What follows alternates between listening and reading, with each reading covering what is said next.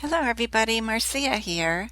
I am back with another scrapbook process video from My Creative Scrapbook. This is my second layout that I am creating with the November main kit, and this kit was full of the Pebbles, the Avenues collection. There was also some pattern papers and foam stickers from Simple Stories Cozy Days. Perfect for your fall photos right now. I am backing this cut file, Family is Everything, with one of the pattern papers from the Avenues collection. So the cut file is from PearTree Cut Files, and these cut files are included with the kit. They're also available, I believe, on the PearTree Cut Files website, so there will be a link to that in my video description, and you can go look for them there as well. For this cut file, the family picture that I wanted to scrap is actually a winter one. So a couple years ago, my family, which works all different kinds of hours, my daughter's a 911 dispatcher, works nights. Another one is an emergency vet. She works nights and weekends, and my son is a manager of a bar. So he works all kinds of hours too, but usually, nights and weekends, and we hardly ever see kids all at the same time on a holiday. So a couple years ago on Christmas Eve, we just happened to have all of our schedules mesh, and we asked a friend to come and snap a photo of us. So that's where this photo is coming from. And since most of us are wearing a little bit of blue, I thought I would pull out the blues from this collection from the Avenues and use that on this layout.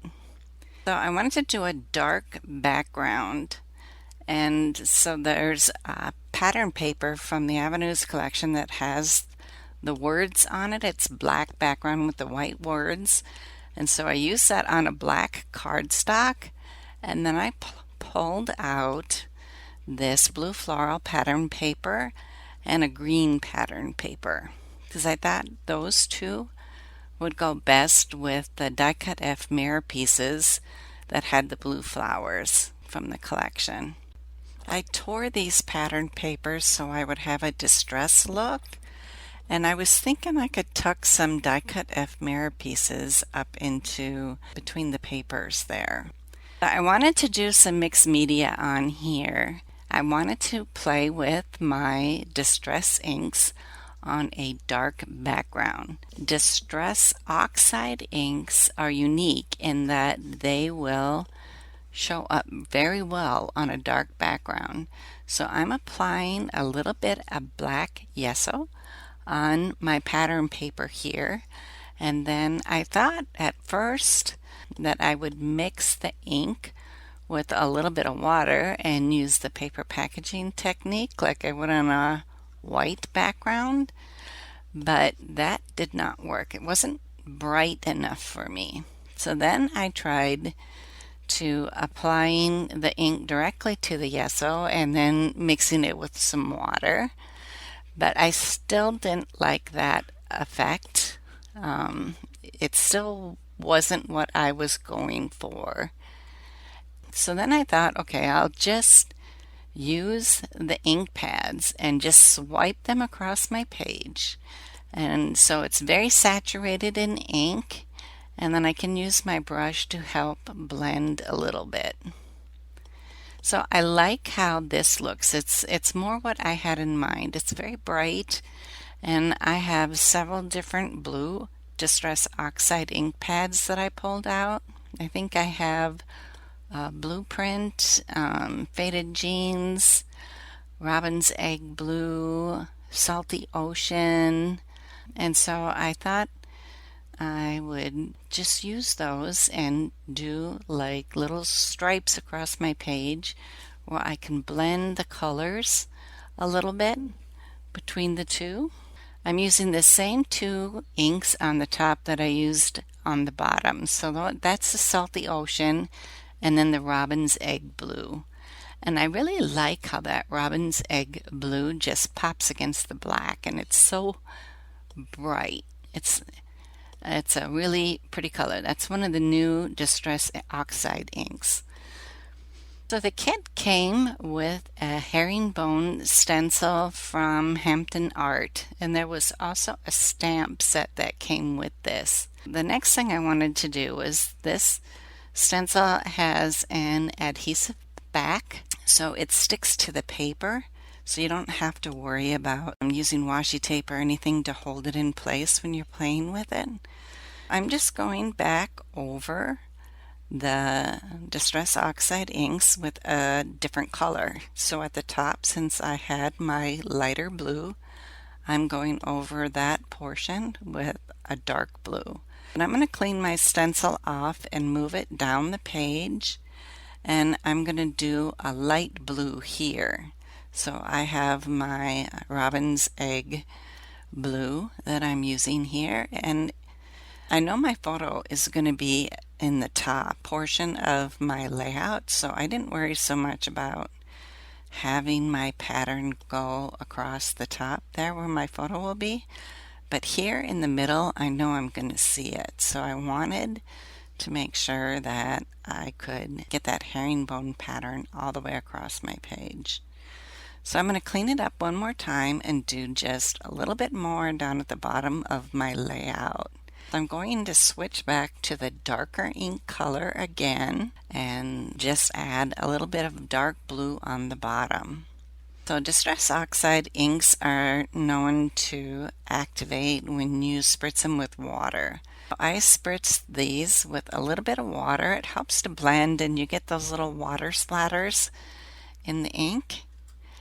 And then the next thing I did is I went and got some acrylic paint in white, and I diluted that down and mixed it up really well, and then I'm adding splatters to my layout with the white paint.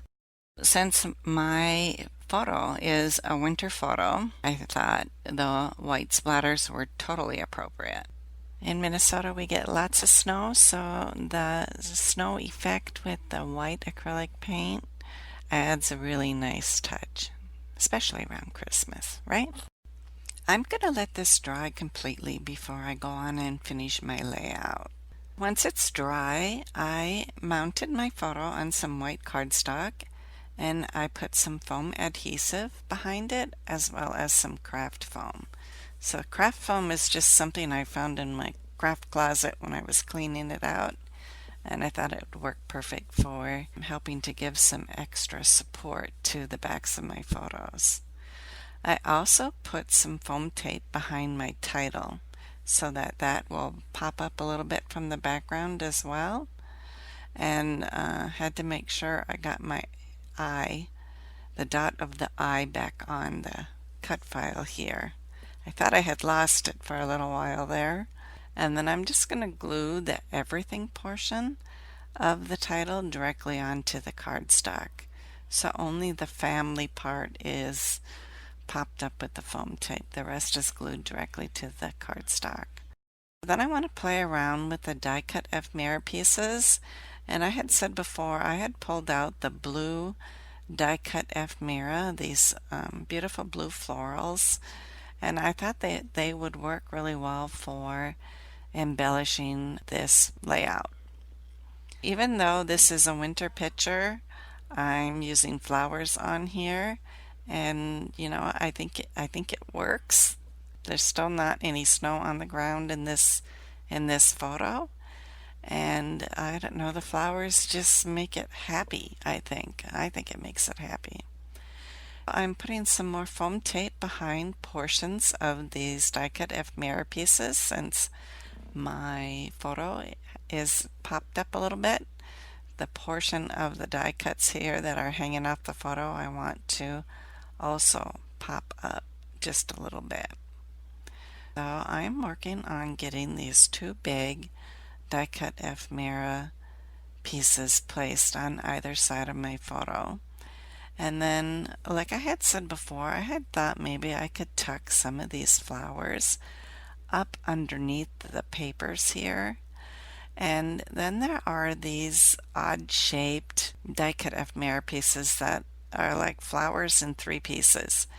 And rather than leave that as one piece, I decided to cut those apart and use them individually. So now you have 3 pieces you could possibly use on another project. Down on the bottom, I was trying to decide what I should do. There are a few scripty die cuts I could have put down there, but I finally decided on putting a dog on my layout and some of the die cut ephemera houses. I did this mostly because my house is always full of dogs and cats, whether they're my own pets or my daughter's cats and dogs or fosters that are just temporarily here. Family layout just isn't complete unless it has dogs and cats on it, for my family anyway. I am adding a cat here to the right of my photo. You can barely tell there. It almost looks like a flower there itself, just sitting in there among the flowers. And I'm adding some houses to the bottom, and I'm popping one of those up with some foam tape. The last thing I'm going to do is add some Nouveau drops to my layout. So this is called Morning Dew that I'm using. It dries transparent. Be sure to check out all the other My Creative Scrapbook kits. Besides the main kit that I used here, there's a limited edition kit, a creative kit, and an album kit. Thanks so much now. Bye-bye.